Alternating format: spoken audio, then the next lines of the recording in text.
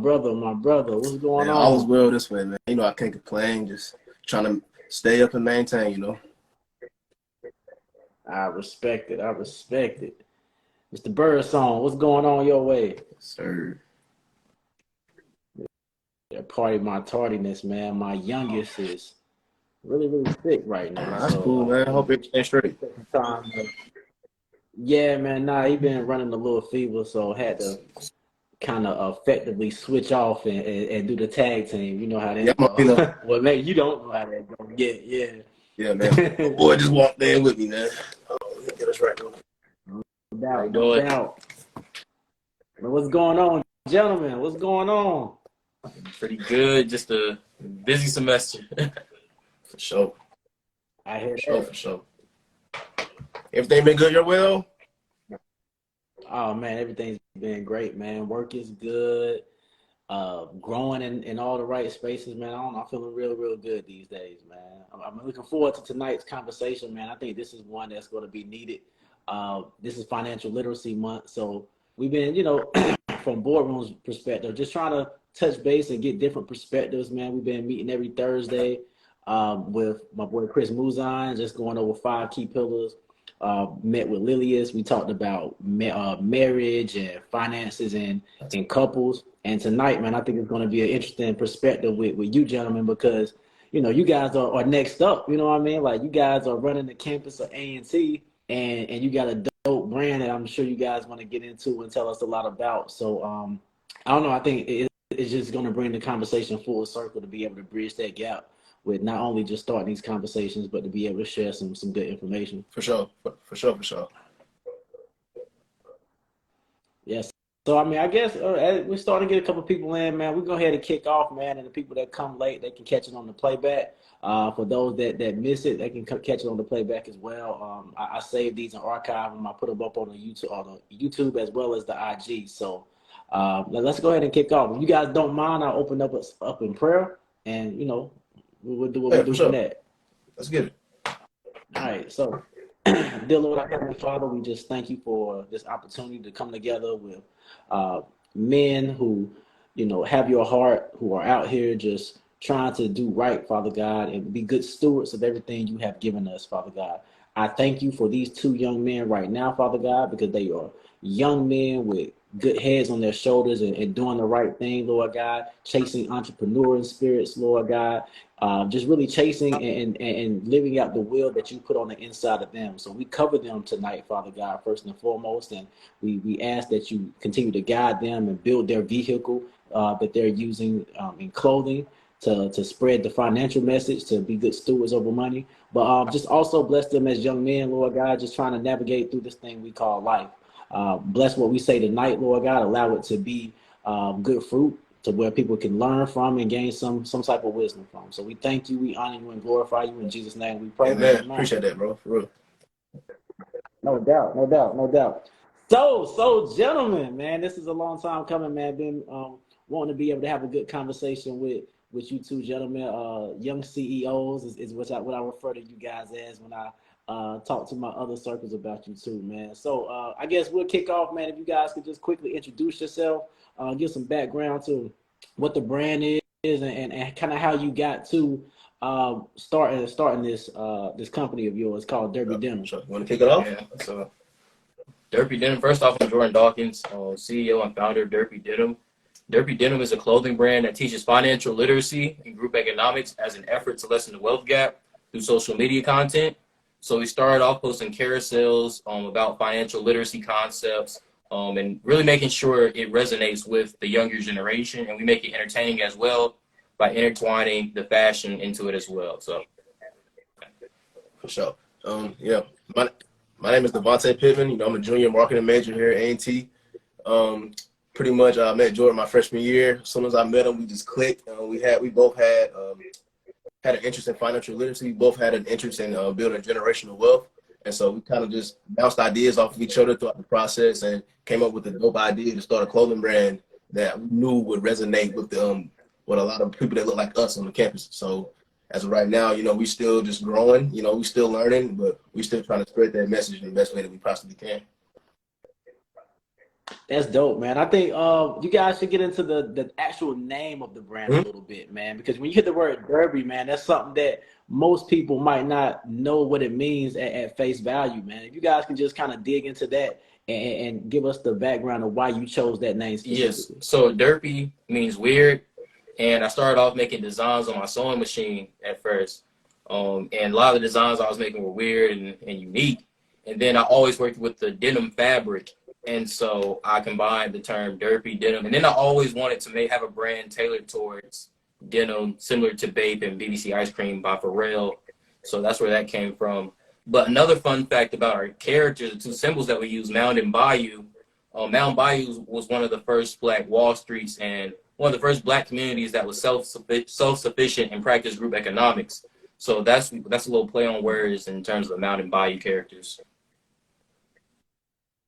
That's dope. That's dope. That's dope. So I guess as we talk about Black Wall Street and we talk about financial independence, specifically in our culture, right? Because I think tonight's going to be a cultural conversation. Um, what are you guys' thoughts in regards to financial literacy and how and what you're seeing, uh, how it impacts college campuses, right? Like what are some things that you guys try to uncover or some challenges that you Well, guys for see? me personally, growing up in like grade school and stuff like that, I feel like financial literacy wasn't a thing that was pushed in the classroom and stuff like that. And with our community specifically, it was hard for us to get access to that type of information because like our parents really weren't savvy with that type of information. We were taught to just go to school, get a job, and work to take care of your family. Right. But I feel like this is a new era. You know what I'm saying? Things are changing. It's good to have a financial literacy background so that way you can take care of yourself. You don't have to rely on the next man to take care of you and your kids. You know what I mean? And like coming here into college campus, I feel like it's still not pushed enough in the classroom, but if you get involved in a lot of extracurricular activities, you can really get involved in it and like understand that like there's ways around just learning financial literacy in the classroom. You can self-educate yourself, you can read books, you can put yourself in the right circle with people who are interested in that topic and grow from there. Yeah, I would agree with Tay. We live in a fire-heavy generation. When I say fire, it's an acronym. So financial independence, retire early. So our generation is extremely driven in terms of the fire mindset and having entrepreneurial endeavors.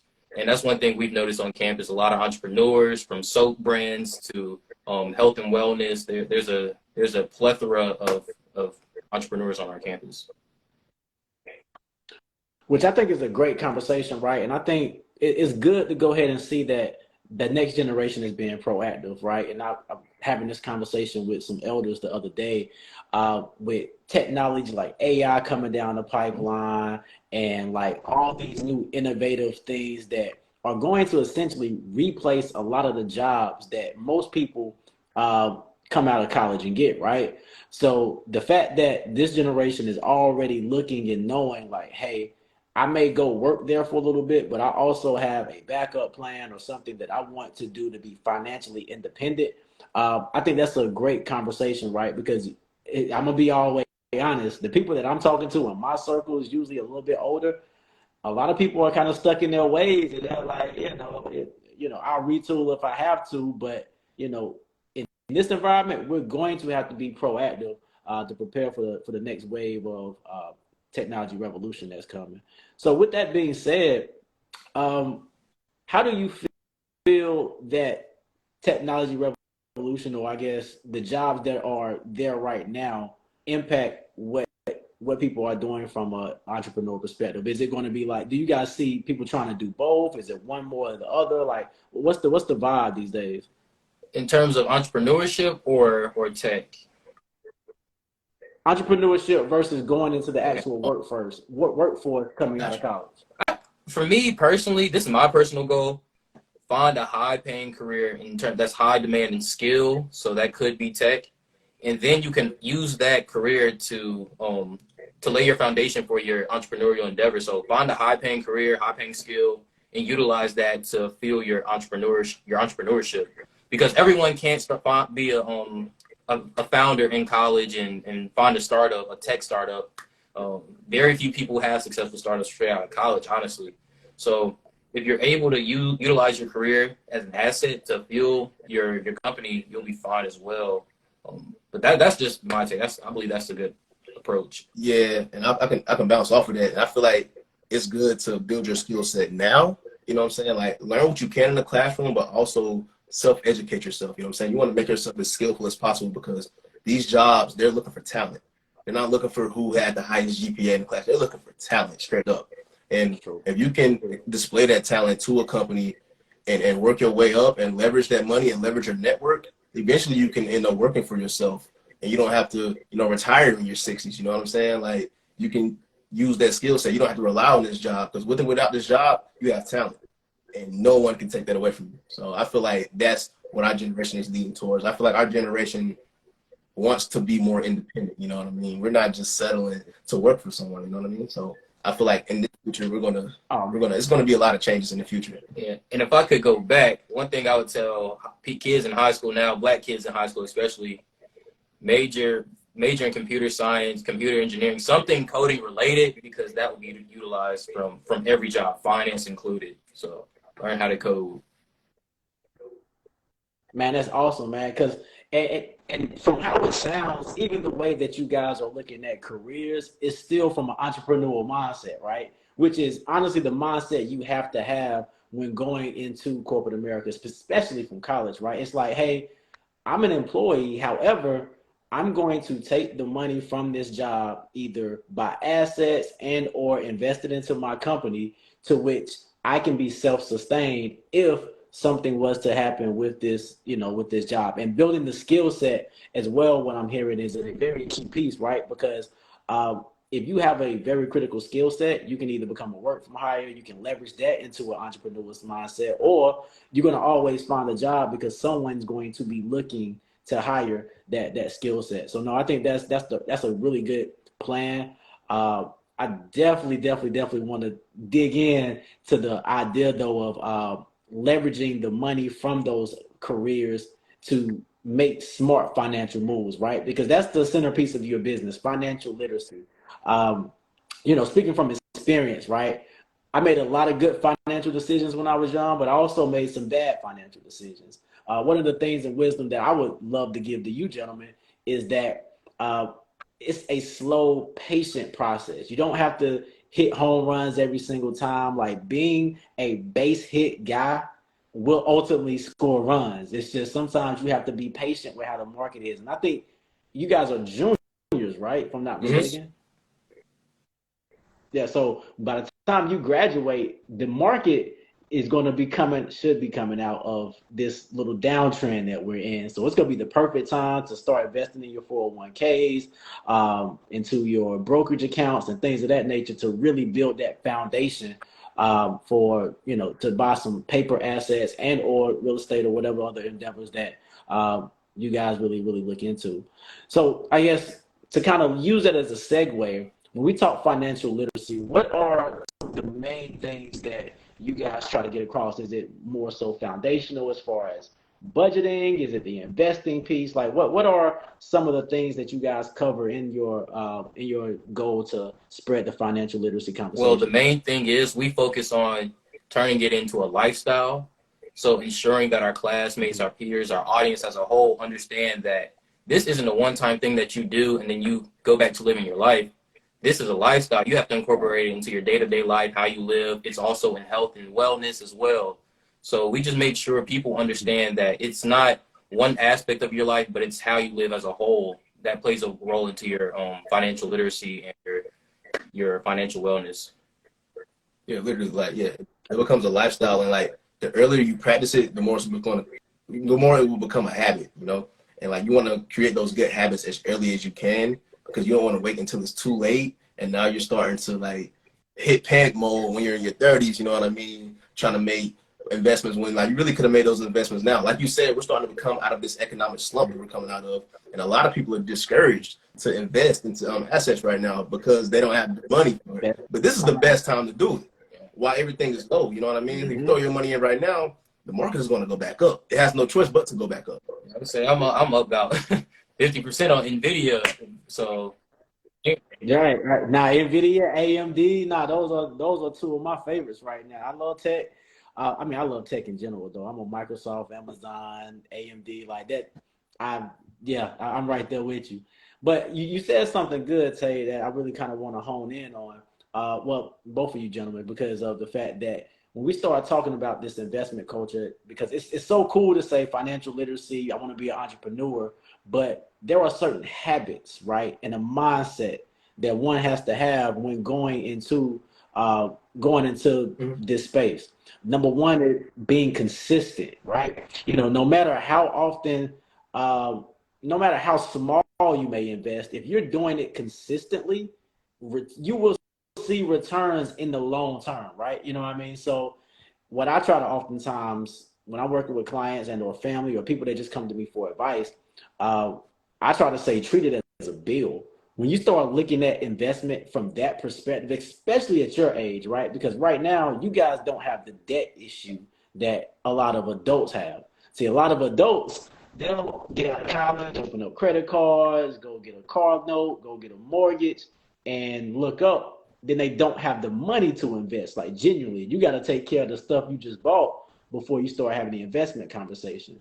And I think the age that you guys are really attacking, if you can create an investment mind state now, you can use those returns to then go out, buy your car cash, buy a house with 30, 40% down, and you don't have to wait 30 years to have it paid off. It's just that type of compound interest will definitely pay off in the long term. But it's definitely a process that you have to be patient. I try to always advise young people, man, stay away from high interest debt. Obviously, some debt you can leverage to make more money, but high interest debt, those credit cards, those, but in a lot of cases, car notes, just because you want to go out and stun on some people at G-Ho, like, like that, it catches up with you at some point, especially if you don't have the income to outweigh the purchases that you're making. For sure.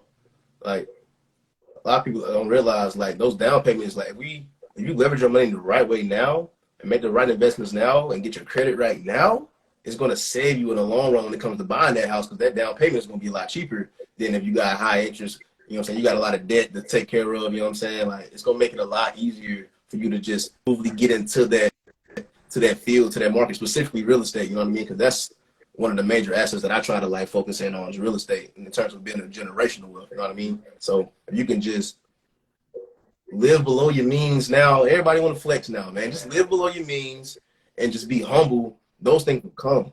Those things are going to come. I promise you will. Yeah, and then going back to the point of making it a lifestyle. So all of this comes with relevance. How often do you pay attention to the news? How informed are you? Because as of now, right now, for some people, it wouldn't be a good time to buy a home due to the high interest rates. But if you know that interest rates are going down, then you know it's a good time to buy a home, like Tay said, and you'll be able to be ready to invest. So as of now would be a good time to save, honestly, if you're trying to invest in real estate. Yep, save and just do your research, do your homework. Yeah, just be patient. Yeah, it's different for everyone. Yeah, as long as No, man, I'm smiling because this is good because, again, the education conversation is so important, right? Like, I think we are in a society now where you got Chat GPT, you can easily ask it a question and it tell you what to do. I think oftentimes people want to be told what to do and not necessarily be proactive and critically think through that process. And for the people, I think in the next 15, 20 years that are really going to win, it's going to be the creators, it's going to be the critical thinkers, it's going to be people that can stay ahead of the technology that is really just giving everybody the answers. Because I mean, we're in an age right now where you can literally go to Chat GPT and it write an entire book for you, and you can publish it and act like you're an expert in a certain field. You know what I mean? Like, in all seriousness, right? So everyone's going to have something to sell, but what's going to separate the person who really knows what they're doing versus the person that can just leverage technology? And it's going to be the person that put in the work, that did the research, that applied the education and gained that wisdom through going through that essential process. And it's important. I mean, honestly, not only is it an ethical thing, because, you don't want to say you know something and really don't, but you have to go through that process to learn, because you're going to make mistakes, and it's good to make mistakes because you learn what not to do that next time. Now this is good though. This is good. Going back to like just real estate, investments, things of that nature. What are some of the things that you gentlemen are looking at just from an investment perspective right now? Like, is it, hey, you're paying attention to, are you dollar cost averaging? What are some things that you would recommend to people in your age bracket? So go ahead, first. As of now would be a good time to get a high yield savings account if you don't already have one. Just due to the fact that rates are extremely high, and they probably won't be this high for a while. And then also, if you're already investing, continue to invest in ETFs, so dollar cost average into ETFs. One of the biggest mistakes I made early on in investing was investing in single stocks. So like trying to stock pick. It's good to have some individual stocks in your portfolio if you want to outperform the market here and there, but overall, from historically, having an ETF in your portfolio and being ETF heavy in your portfolio is it'll allow you to outperform you'll outperform compared to somebody who has individual stock holdings in their portfolio. So it's modern portfolio theory. Absolutely. And me, like in terms of the real estate aspect, I would advise people with their first investment to look into multifamily units, or like just look commercially. It's good to buy a residential home first, but I feel like if you can leverage your credit score, your money the right way, you can go ahead and buy like a duplex on your first investment, which would be smart because that way, say for example, you want to live in one of those units, you can have someone else move into the second unit while they're paying rent, you're paying yourself rent, you're essentially living for free. And after a while, say after about a year or two, you can move out, buy another duplex, or to buy your first home if you want to do that, and have someone else move into the space that you just moved out from. Now you got two people paying you rent. And then after that, it's just going to gradually increase. So I feel like with that first investment, it's good I feel like it would be a smart move to get like a duplex or a triplex or just multiple units. So that way, you know what I mean? It'll compound way easier than having a singular home. You know what I mean? Yeah, I agree. I think both of you gentlemen are right. In regards to the multi-homes, I love multi-units, especially from a duplex perspective, because as a first-time homeowner, you can still use an FHA loan to grab that. So, you have the other side open and you can rent it out. Another thing that I oftentimes love for young people as well is house hacking. If you get a single family, right, and, a lot of times you're not going to be living by yourself anyway. You may get a roommate or somebody that you're cool with. You can get them to come rent out a room in that same house, 3-bedroom, 2-bath, or 4-bedroom, 2-bath, or whatever the case may be, and have them still pay you in that same manner. So, I mean, there are definitely a lot of ways around it. Real estate is obviously a lot higher right now than it was a year, 2, 3 years ago. But long term, if you have a long-term strategy, it's definitely worth a conversation. Going back to the ETF conversation, ETFs are the best way for diversification between that and mutual funds, obviously. The only difference between the two is really some small tax stuff and fees and the ability to trade ETFs throughout the day. Mutual funds, you really can't do that, but you're still getting the same diversification, especially if you get an index that mirrors the S&P 500. That's one of my favorite. You can also get stuff that mirrors the Dow Jones, the NASDAQ. If you like a specific industry such as technology or healthcare, ETFs that can pinpoint all of those different sectors. But it goes back to the original conversation that we started with, is being able to educate yourself to know what's happening in the world, right? Because oftentimes whenever we're out working and just trying to earn the money, you get so tunnel vision and focused on what you're trying to do, trying to provide, trying to raise your kids, or, just your own lane, that you kind of start to block out the world news. But you have to understand what's happening in the world in order to invest, because that goes back to the critically thinking process, right? If China is going to invade Taiwan, I might not want to be invested in Taiwan semiconductors. You know what I mean? It's like all of these things are connected because world news affects business, especially in the United States, because the United States is a capitalistic nation. And if it's ran by business, you need to understand what business you want to be invested in. But if you don't want to think about the hard stuff, ETFs, easy diversification, dollar cost average every time you get paycheck, or once a month, or whatever frequency you decide to pick. Just invest the same thing over time, very similar to most people do with their 401ks. But this is a brokerage account that would be able to, you have a lot more access to in real time, because obviously if you take money out your 401k, there's a penalty for that. And in terms of a specific industry, as of now, I didn't answer the question. So as of now, I'm looking at industrials. I'm really heavy on industrials this year, just due to the fact that I believe that America is entering a phase of reindustrialization. So economies go through cycles as they become a nation. So first you start off with agriculture, transition to industrialization, then you transition to services, and then you enter into a phase of reindustrialization, which I think we're about to enter in these next few years. So, what do you think is going to lead the new industrialization, just out of curiosity? That's a good question. So as of now, I would say trying to onshore, so bring companies back home, due to geopolitical tensions, and then just also the weakening of the U.S. dollar. Well, the potential weakening of the U.S. dollar. We already seen a little bit of that with nations coming together and trying to create their own currency and creating their own deals. So companies. That's interesting. I didn't know we was going to get this deep tonight, but that's actually a good point. I don't know if people have been keeping up with the news with BRICS. That's really what he's referring to right now. We got nations such as Brazil, Russia, India, China, South Africa coming together, which, they've been together for the past 20 years, but some of the implications that they are actually trying to do right now is get the world off of the United States currency as its reserve. And I think it could have a lot of potential impacts with the dollar, because if the world doesn't use the dollar, it's going to make the value of it go down, which would mean higher prices on everything here. That means inflation will definitely rise in the States. So no, I think that's a really, really good point. I think BRICS is something that we have to watch. It's something that I think is going to be very, very critical over the next six to 12 months, for sure. And then another point is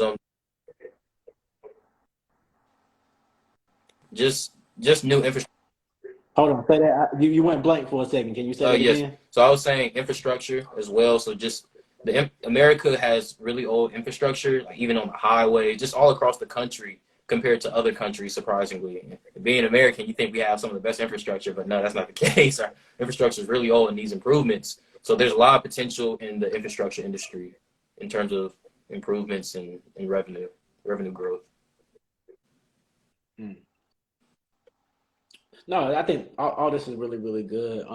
Let me take a step back, right? For the person that may be just new to the conversations, right? Not really understanding geopolitical, not even really understanding where to go to get your first investment account. Like for someone just starting off, right?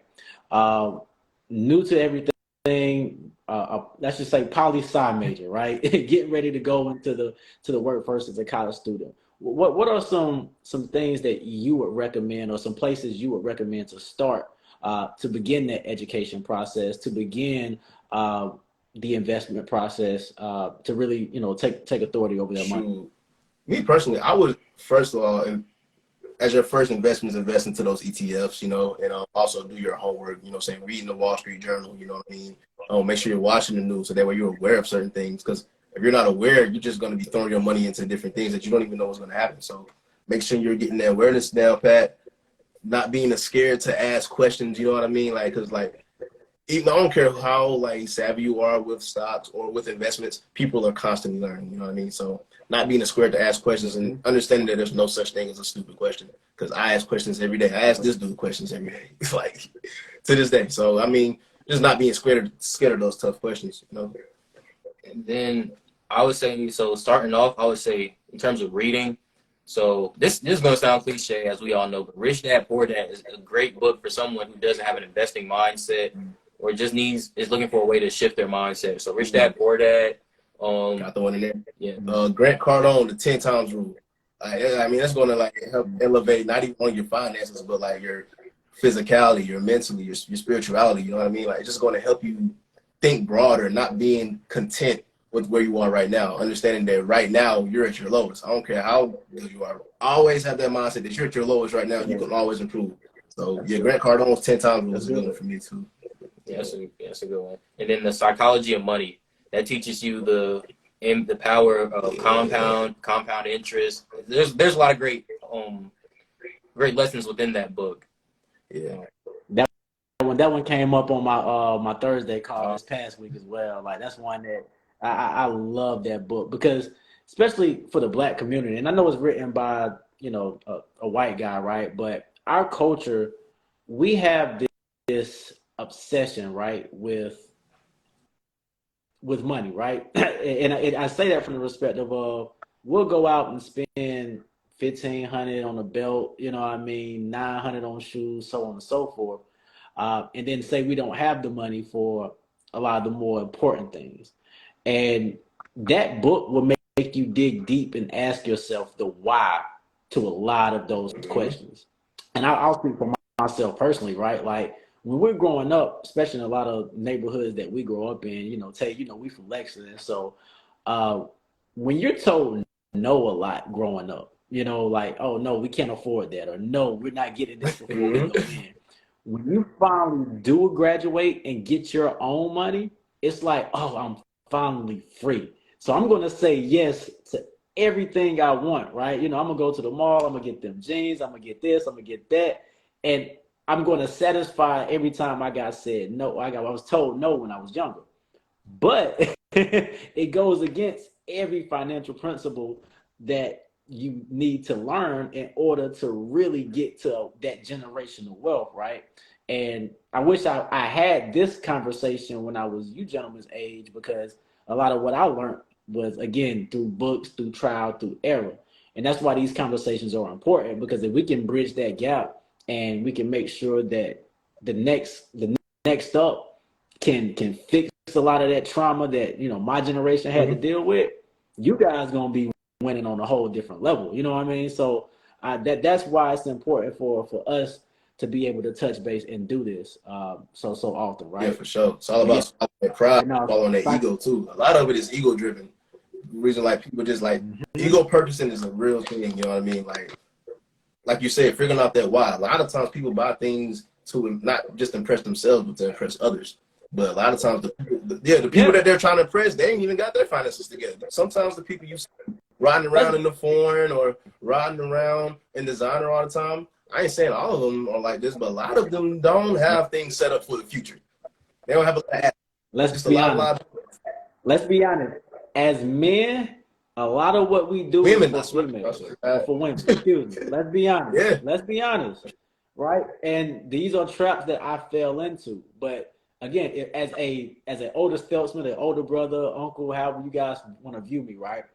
The best thing I could do was get one woman that actually loved me for me and build something with, you know what I mean? Because now that puts you in a whole different financial mindset to say, oh, wait, man, I'm sitting here chasing thousands. Like my mindset all messed up. I'm chasing millions now. You know what I mean? Like this is not just like we're not playing no more. But when you're playing and you out doing dates every week and got all this other stuff, you're wasting so much, not only money, but you're wasting time. You know what I mean? Like, this is time I could be studying the market and getting right, getting busy. But I didn't have that mindset when I was you gentlemen's age. And I just hope, you know what I mean, that as you guys continue to progress, that person that's in middle school right now, you're going to be able to reach back and kind of escalate them a lot faster, man. Because this is what it's about, creating those for sure. And like while we're on this topic, like for a quick second, can you expound on like the call that you had last week about finances and marriage? Like you ain't got to go too deep into it, but like just kind of touch base on like the basis of what you guys talked about, because I feel like that's very, very important on finding that person who has the same mindset of you and who wants to grow financially. No, I mean that's really what it is, man. Like at the end of the day, whenever you are combining with someone or somebody, the word tells us that you need to be equally yoked, and a lot of people think that, that just may mean financially, but that means like equally yoked, bro. Like you got to be on the same wavelength. You got to be best friends. I need to be able to tell you, you know what I mean? Like all my deepest, darkest, and you need to be able to do the same thing for me. because trust and transparency is the centerpiece to every financial conversation that you're going to have in marriage.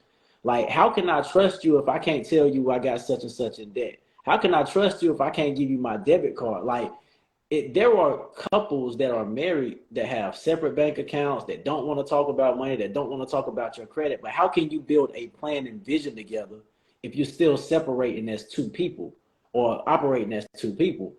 But when you're able to have that trust and transparency, it's like, yo, let's throw it all on the table. All right, my 401k this, your 401k that.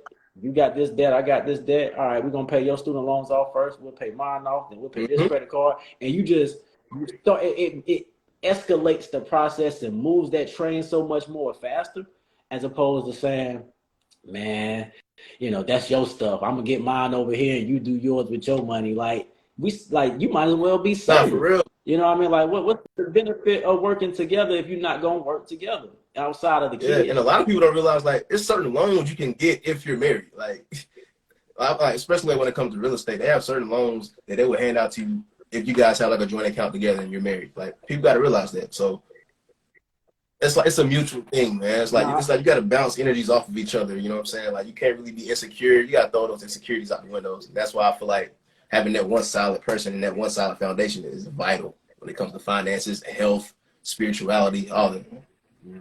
So yeah, that's real. And that's why and even as you're dating the process, because I mean, like, you young, right? Y'all young, y'all gonna have jobs, and you're going to want to date and court. But my offering or suggestion as an older brother would say, do it with intentionality, right? As a young man, I had no intentionality. So again, a lot of time was wasted, a lot of money was wasted. But since we're having a financial conversation, like, who you're going to take serious within the first date or two. You know what I mean? Like, be intentional and be transparent in those conversations. So number one, you're not wasting her time. You know what I mean? But number two, you can move more wisely and really weed out the people that are going to have your best interest at heart, man. That's real. I appreciate that. For real. A lot of people need to hear that. I needed to hear that. For real. Now, it's a real thing. It's a real thing. Because, I mean, if we're being honest, I'm just going to say it, having children before marriage or multiples, it stunts your growth financially as well, right? Because now, especially from a perspective of if you're not married. So now you have a situation where you have to not only co-parent, but you have to do it in a way that's more business-minded. Whereas if you're working together as a unit, it's more team-minded. So again, having that intentionality or having that conversation up front to put a lot of those backstops in place, it really, really takes a lot of the hardness out of life. Because I'm gonna be honest, as you get older, you're gonna get hit with so many other trials and tribulations. You don't want to make it harder on yourself.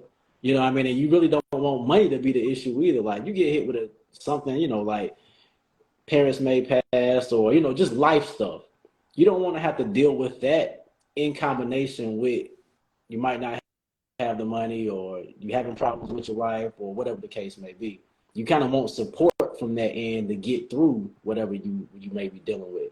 And I'm sorry, we went on the whole life conversation. I know we talk about finances, but I do think it's all correlated. Definitely correlates. You know what I'm saying? There's things that people need to know, Let me go grab that charger. That's not money. So what are some other issues you may see either peers or, I guess, younger people your age potentially going through financially at this stage in their journey? I would definitely say it goes back to instant gratification, wanting things now, not being consistent. That's the main thing I see. And then also not getting started. So students don't even have investment accounts or multiple bank accounts. I had this conversation with my brother earlier, not having a set bank account. I know a lot of men may have a Cash App card and not have an actual bank card, which blows my mind, because how are you paying your bills and handling your expenses? So that's one thing that needs to be fixed within our community as well. That's the main thing that I've seen. Yeah, for sure. And like a lot of people are very, very content too. Don't settle for less. You know what I mean? Like, it's so much out here to learn. So like you got to be a sponge to so much information. Like, and there's so much. You got so many different people telling you different things. You need to figure out the one thing that you want to do and master that one thing before you can jump to this thing and then this investment and this investment. That's how people end up broke, and that's how people end up confused. Find that one channel, Yep. narrow down on that and master that, and then you jump to the next thing. You know what I mean? So like if a person is, you know what I'm saying, 100% with the stock, hey, look, master stocks before you jump into real estate. Or if you're all in the real estate, make sure you master that before you throw your money into the stock market. You know what I'm saying? So just focus on one thing, master that, and be patient. You know what I mean? Like you said, like instant gratification, that's a real thing, and that's just something that's not reality. You know what I mean? Like when it comes to investing, when it comes to this money stuff, man, it's all about the long run. So I advise everybody to just be patient and just be patient and understand that like, it's gonna take time and trials and tribulations. And it's just gonna happen. You know what I mean? Don't be scared to fail, man. You gonna F up, and it's okay. Yeah, one thing of wealth. I spoke with a wealth manager, and one thing he told me was that it's not about how many home runs someone hits. It's more about, as Ben was saying, the amount of times you get knocked down. That's what will really hurt you in the long run. The big hits that you take. So take small steps. Don't try to go for the big leap every single time. Take small steps. Be consistent, and you'll get there. And I mean, to kind of bring some practicality to that conversation, right? Because I agree 1000%. But you can't wait until everything is perfect to take the first step, right? Like there are things you can do now, even if you ain't got no money. You can go open up an account. It costs nothing, you know what I mean? Because it's like a 2-week process when you open up brokerage accounts anyway. Like submit your ID, go ahead and get the account open, and then by the time you do get a little money, just start funneling whatever you can. $5 a paycheck, $10 a paycheck. If you get a refund check, throw 200-300 at it. Just you have to get comfortable with going through the exercise, learning how to use the tools on your phone so that you're not scared of it. Because a lot of the times it's the internal fear that we think is there of, well, I don't know nothing about investments. My parents ain't never taught me anything about this. And you talk yourself out of it before you even start. Whereas if you take the mindset of, I'm going to learn this, let me just throw a little bit at it that I can afford to lose, to where if I do lose it, oh well, you start learning and you go, oh, this ain't that hard. That's what this is. That's what this is. All right, let me get going and get a little bit more consistent. And then over time, you definitely start to see the returns for sure. For sure. Yeah, I mean, I know one of my favorite brokerage accounts is Fidelity. If you want to open up a brokerage account just to start investing, but TD Ameritrade, E-Trade, you guys are even lucky today because you got Robinhood. You can buy stocks on Cash App. Like these are things that did not exist when I was you gentlemen's age, man. Like even back then, the only thing that was only electronic was like Fidelity, and it cost $5,000 just a minimum to open up an account. So we didn't even have the access to get into these conversations. But now you guys can buy fractional shares. Like there's no excuse anymore to not be putting something there to learn the process. And that's really what I just want to hammer in tonight is just start. You know, just start. You got to. Yeah. Don't be scared to start. Like you said, it's never the right time to start. So just go ahead and jump in the water. Yeah, and when you look at the wealth of different demographics, different races, and you see the trend, when you look at white Americans, their wealth tends to be correlated with the movements of the stock market over time. And when you look at the black communities, there's almost no correlation to the stock market, mostly probably real estate, because that's where we hold most of our wealth. Mm-hmm. So being in the stock market is extremely critical to generating wealth. For sure. Hey, I'm gonna accept your request. We're gonna go in from your iPad real quick. 1 second.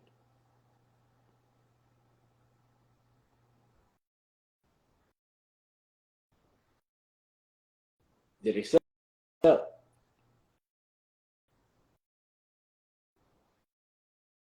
Uh-oh, might have lost him. I have a slight technical difficulties. Phone was dying, so they needed to switch to their iPad. I think it should be going through.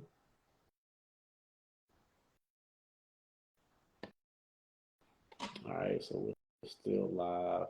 Give us a minute, everyone. They're coming right back. Good. There we Can you go. hear me? Back. My All right. Back. fault. Yeah, you good. You good. Nah, you all good. But yeah, what we picked up on, talking about like how we hold most of our needs, like how we need to like. Oh yeah, so the diversification aspect of wealth. So just going back to how African Americans should need to start holding a good majority or wealth in the stock market in terms of equity, fixed income, because that's how wealth is generated overall. And then another thing with that, when you look at the historical treatment of African Americans and some of the things that haven't, some of the how they've been disenfranchised over time, that plays a role into why you don't see as many African Americans in the stock market. Even going back to my parents and grandparents, just the lack of trust in the American system overall. But that's something we have to change as people and teach our kids. You can invest.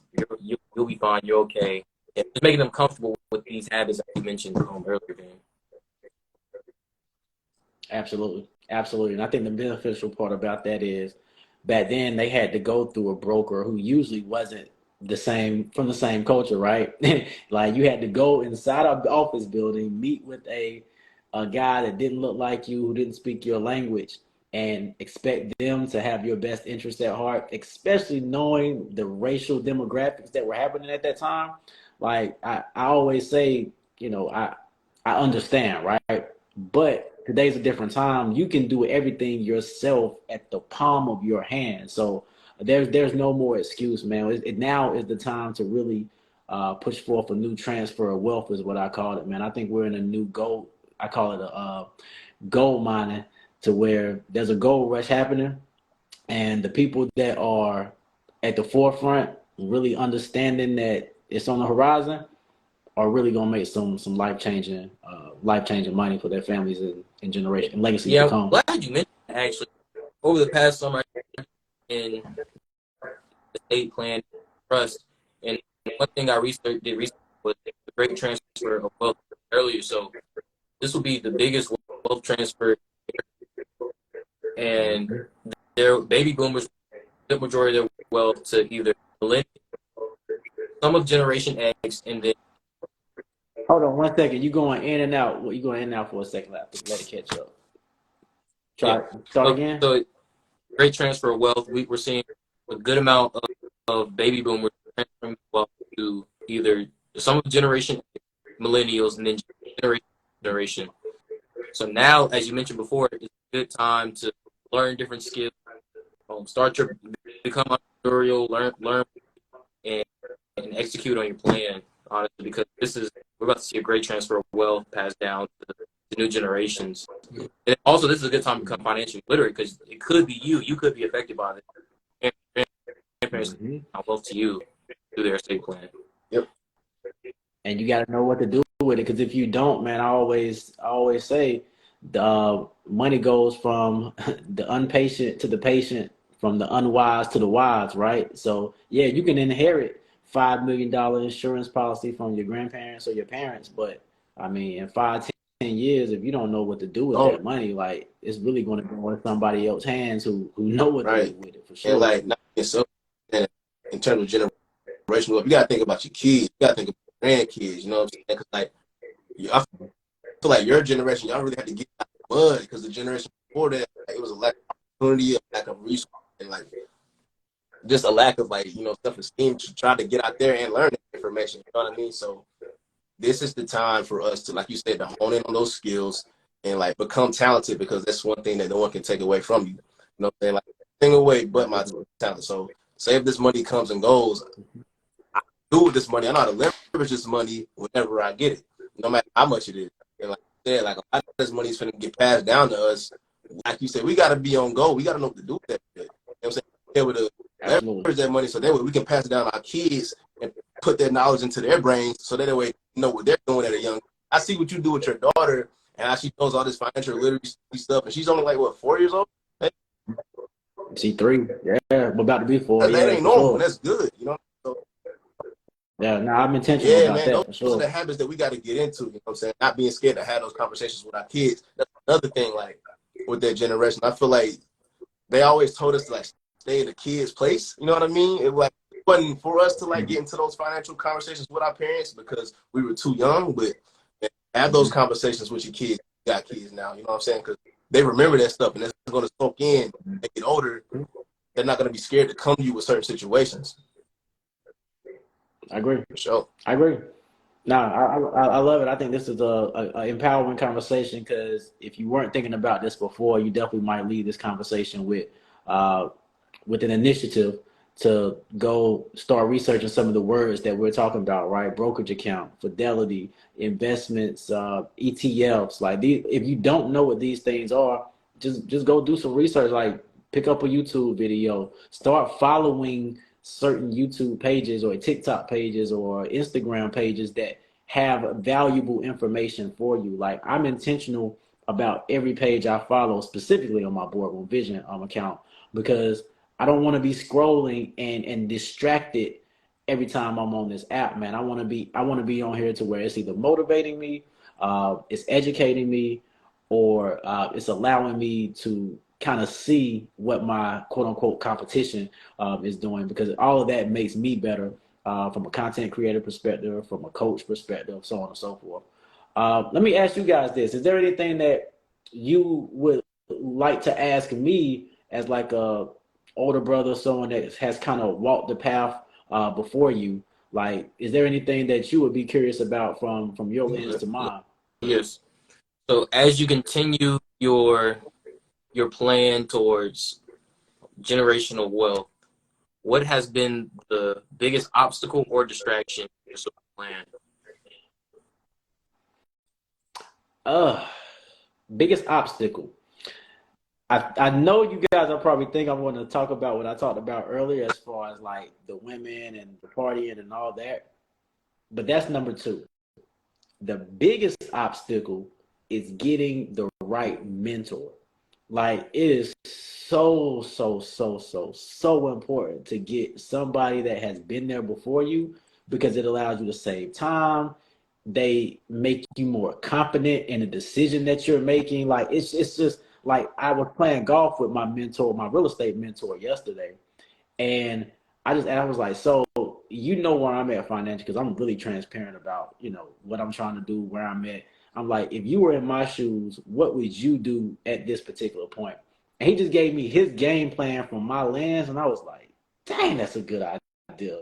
Like he just kind of gave me certain strategies and some places I can kind of pull capital from that I wasn't necessarily thinking about. Like those little small things of how I can just kind of give you a new perspective or a new win, and even just be motivated, because I know where he's at. Like he's like multi millionaire. So it's kind of like, all right, I know I'm trying to get there. I can trust what he's saying, and like it makes sense. So it just, when you leave the conversation, you go do. All right, let me go ahead and start calling around and see how I can kind of put some things in motion. So I would definitely say, man, that mentorship is, man, it's critical, bro. And the benefit that you guys got is that you're young. Everyone is going to be willing to help you.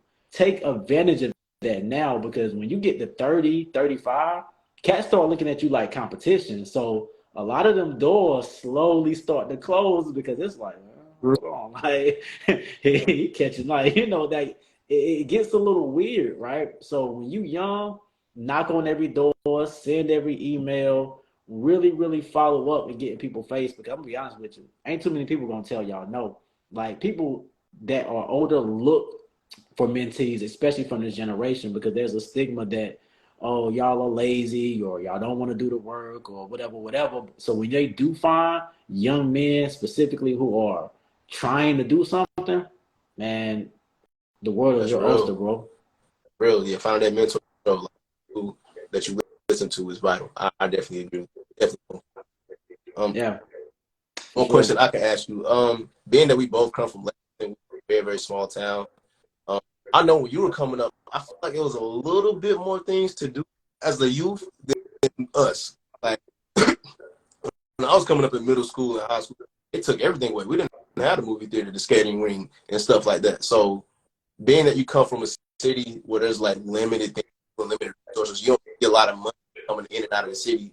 What would you advise someone coming from a small city, not even just Lexington, to do to broaden their horizons and like get that motivation to like understand that, like, you know, there's things out here. You know what I mean?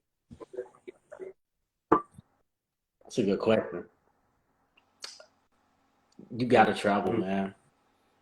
You gotta travel. And I don't even mean that from the perspective of I gotta save up and go to Miami, or I gotta save up and go to Jamaica or California. Like, excuse me, one of the biggest things for me is I play AAU basketball, right?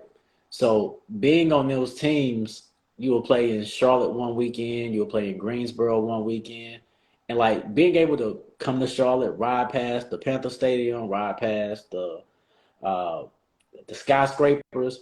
I knew like, oh, I'm gonna be a businessman one day. I want to be working in those buildings. So just the sight of it gave me inspiration to have something bigger that I wanted to attach myself to than where I was currently at. So like, and I know that's a dual thing, right? Like parents got to be on board because you have to be in a position where you got people that can take kids there or even afford it, right? Because travel basketball is expensive. Like you have like creating those environments to where it's like let's go see something different. It gains that inspiration and that confidence to want to do something better, man. I would definitely say you have to travel. So whether it be being a part of a glee club or a church or something, like you have to see different stuff. And it's hard because if you are from a family situation that money is just that limited, it makes it tough. So that's why I mean, I hold myself accountable. We got to do better with getting back into those types of places to say, hey, let's get a school bus together. Let's go to DC, the Martin Luther King Museum, or something to kind of keep that sure. going. I respect that. Thank you, man. Yeah, no, man. I think this is a great conversation, man. Before we get out of here, because I know we're coming up on a good hour, I'll let you gentlemen not only recap or share some thoughts of what you thought about tonight, but send us off with some words of wisdom and things that you may think young college men and women may benefit from, as far as not only your brand but the meaning behind it from a financial literacy standpoint. I'd say to always bet on yourself, bet on yourself, bet on yourself. So especially one thing, me and my brother about everything we just talked about earlier today was just crazy. So my thing is, what's worse than failure is regret. So I Oh, you say what's worse than failure is regret what?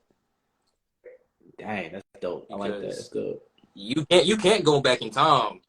So I'd rather I'd rather have tried something and failed than regret not trying at all on my deathbed anywhere. So always, always, always bet on yourself and pursue whatever.